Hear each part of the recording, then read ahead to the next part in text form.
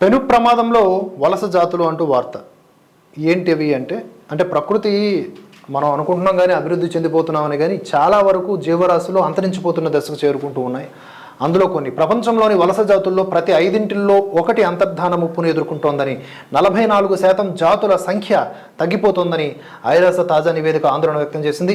అనేక పక్షులు, సముద్ర తాబేళ్లు, తిమింగలాలు, సొరచేపలు, చేపల జాతులు వివిధ ఋతువుల్లో భిన్న ప్రాంతాలకు తరలిపోతాయని, నివాస నష్టము, అక్రమ వేట, కాలుష్యము, వాతావరణ ముప్పును ఎదుర్కొంటున్నాయని సోమవారం విడుదల చేసిన నివేదిక తెలిపింది. ఆహారము, సంతానోత్పత్తి కోసం అవి ఇతర ప్రాంతాలకు వెళుతూ ఉంటాయని, ఆ క్రమంలో వాటికి నివాస నష్టము, ఇతర ముప్పు ఏదైనా ఎదురైతే వాటి సంఖ్య తగ్గిపోయే అవకాశం ఉందని వెల్లడించింది.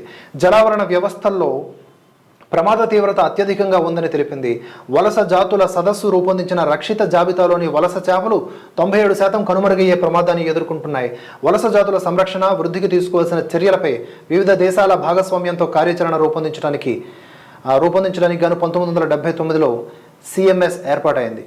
ఈ యొక్క సంస్థలు ఇవన్నీ కూడా చెప్పే కూతురకే పనికొస్తాయి తప్ప ప్లాన్ ఆఫ్ యాక్షన్స్ చేయాల్సింది పొలిటీషియన్స్ అంటే కేవలం భారత్ మాత్రమే కాదు, అంటే భారత్కు సంబంధించిన రాజకీయ నాయకులే కాదు, ముఖ్యంగా అమెరికా వంటి అగ్రరాజ్యము, సోకాల్డ్ అగ్రరాజ్యాలు ఉన్నాయి కదా, చైనా, పెద్ద పెద్ద దేశాలకు సంబంధించిన నాయకులు కూడా స్వార్థాన్ని వీడి కాలుష్యరహిత సమాజాన్ని ఏర్పాటు చేసే దిశగా అడుగులు వేయాలి.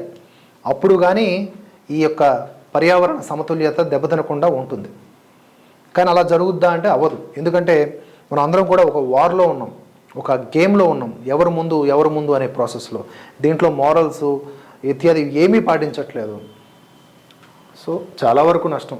ఒక జాతి అంతరించిపోతే చైన్ సిస్టమ్ అనేది ఉంటుంది కదా, అందులో ఒక జాతి అంతరించిపోతే అది ఈ సీతాకోకచిలుక ఎఫెక్ట్ లాగా ఎంత ప్రభావం చూపిస్తుందంటే మనుషుల మీద భవిష్యత్తులో తెలుస్తుంది. మన నెక్స్ట్ జనరేషన్ ఎలా బ్రతుకుతుంది, మాస్కులు పెట్టుకుని బతకాల్సి వస్తుంది.